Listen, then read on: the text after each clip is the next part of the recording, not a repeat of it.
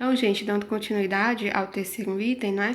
Tem que se investigar qual o motivo dessa deficiência, certo? Se essa deficiência é alguma patologia, é devido a algum estado fisiológico, alguma alteração metabólica, deve-se investigar também se é apenas deficiência por consumo, certo?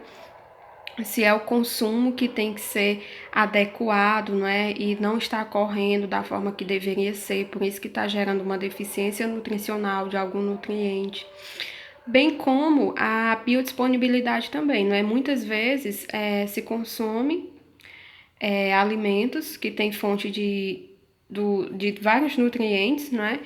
E que não tem uma boa biodisponibilidade, ou então que não está sendo absorvido como deveria ser, certo?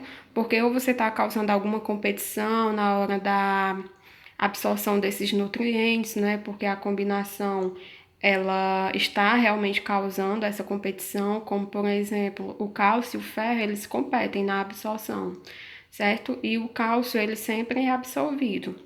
Então, se você estiver colocando na mesma alimentação cálcio e ferro, você pode estar provocando uma deficiência aí de ferro, não é? Porque o cálcio ele vai ganhar na absorção, ele vai ser absorvido e o ferro não.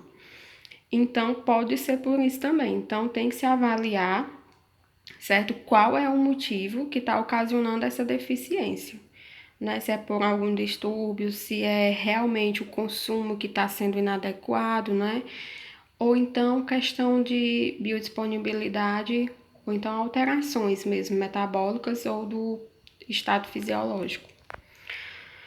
O item 4, né, fala que nós devemos considerar que após a correção dos hábitos alimentares, poderá haver a necessidade de suplementação nutricional para suprir as possíveis deficiências. Então, assim, gente, o que é que esse item quer dizer? Que depois que for feita a avaliação nutricional, né, que vocês conseguirem determinar quais os riscos de deficiências nutricionais em que aquele paciente se encontra, certo? Que vocês forem determinar uma conduta, vocês vão fazer a correção do hábito alimentar como um todo, certo?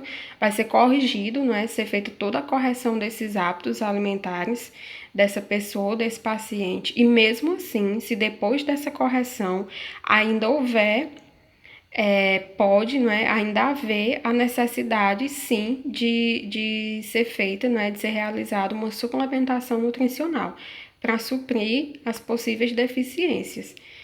Então, assim, depois que for feita a investigação, depois que for feita a avaliação nutricional, que foi identificado qual é o risco, né, de deficiências em que aquele paciente se encontra, que for determinada uma conduta, não é, que esses hábitos alimentares forem corrigidos, e mesmo assim, se depois dessa correção o paciente ainda pode necessitar uma suplementação nutricional, né, como eu falei.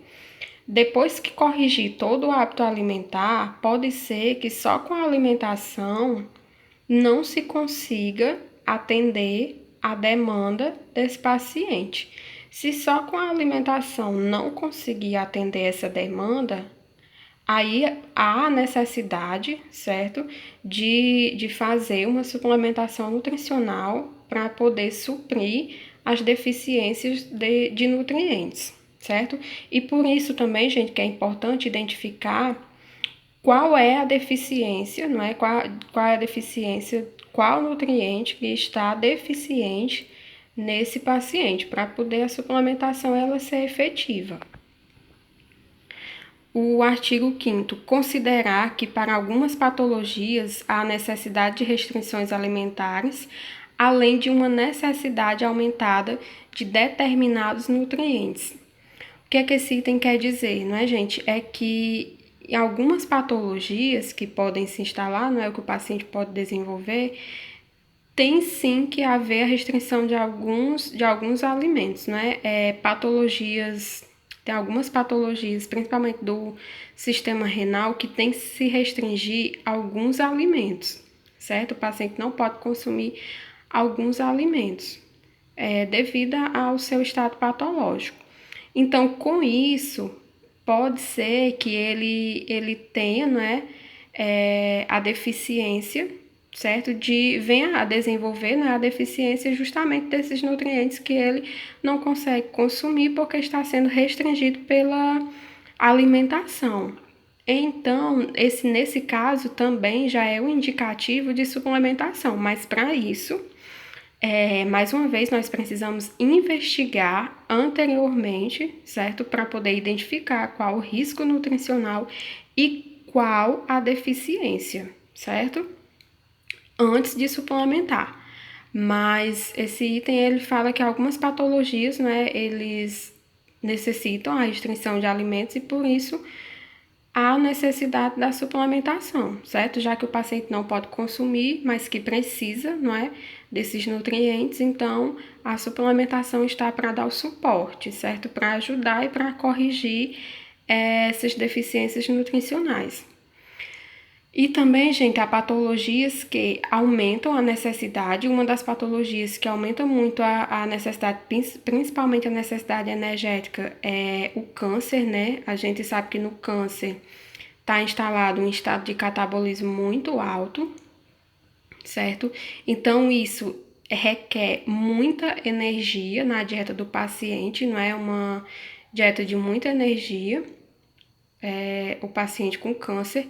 E muitas vezes, devido a principalmente a quimioterapia, a presença de muitos enjoos, o paciente ele não consegue consumir a quantidade adequada, né, de alimentos para poder atender a sua demanda energética. Então, aí fica uma deficiência. Então, nesses casos de estados patológicos também, é indicado a suplementação, né? Porque a suplementação vai ajudar a atender a necessidade energética nesse caso. O artigo 6, respeitar os princípios da bioética, não é sempre, gente, porque aqui nesse sentido, como vai se trabalhar com suplementação, há uma infinidade de marcas, certo? E não podemos ser tendenciosos, não podemos fazer associação do nosso nome a marcas, como nós já vimos lá no Código de Ética, certo? Então, ter muito cuidado, não é? Sempre estar respeitando os princípios da bioética também, não é? E estar trabalhando com produtos seguros, certo? Que a gente saiba que sejam regulamentados, né?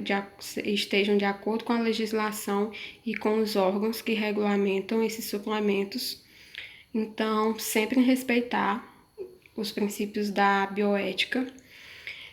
E os suplementos nutricionais não poderá ser suplementação nutricional não poderá ser realizada de forma isolada, devendo fazer parte da correção do padrão alimentar. Então, assim, gente, não se pode somente indicar um suplemento alimentar, certo? Tem que ser feita toda uma investigação, tem que ser avaliado, ser realizada a avaliação nutricional, a partir desta, determinar qual é o risco de deficiências nutricionais em que o paciente se encontra, certo? Tem que se determinar também qual é a deficiência específica em que o paciente está em risco. A partir daí, faz-se uma correção do padrão alimentar, certo? Somente depois dessa correção do padrão alimentar, se ainda houver a necessidade de suplementação, não é? Aí sim é que esta deve ser feita. Mas ela nunca deve ser feita de forma isolada, somente passar o suplemento. Tem que ser feita a correção de todo o padrão alimentar. Não é porque a gente sabe que um padrão alimentar é de suma importância para atender toda a demanda nutricional dos pacientes, exceto alguns casos específicos, como eu já citei, não é? Que só com a alimentação a gente não consegue. O artigo 5º, né? Ele diz que a indicação de suplementos nutricionais, elas devem considerar o quê? A